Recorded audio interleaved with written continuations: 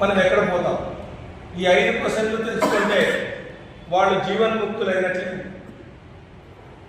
మనమేం శాశ్వతంగా ఉండడానికి ఏం రాలేదు ఇక్కడ. మనమంతా టూరిస్టులు మాదిరి ఉన్నాం. రైలు పోతూ ఉంటుంది, ఎవరు డెస్టినేషన్ వచ్చినప్పుడు వాళ్ళు దిగిపోతూ ఉంటారు. అంతవరకు మాట్లాడుకుంటూ ఉంటాం మనం.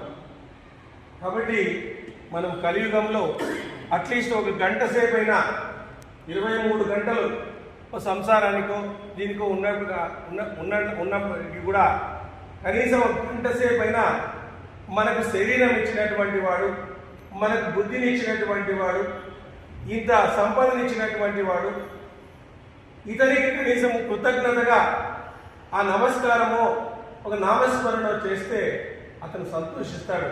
ఏమయ్యా, కలియుగంలో ఇంత దుర్భరమైనటువంటి పరిస్థితులు ఉన్నప్పటికీ కూడా నా భక్తులు వచ్చి కొద్దిసేపు విష్ణు సహస్రనామమో లలితా సహస్రనామమో ఇట్లా భజన చేస్తున్నారే, వీళ్ళని కాపాడకుండా ఎవరిని కాపాడాలంటుంది అమ్మవారు.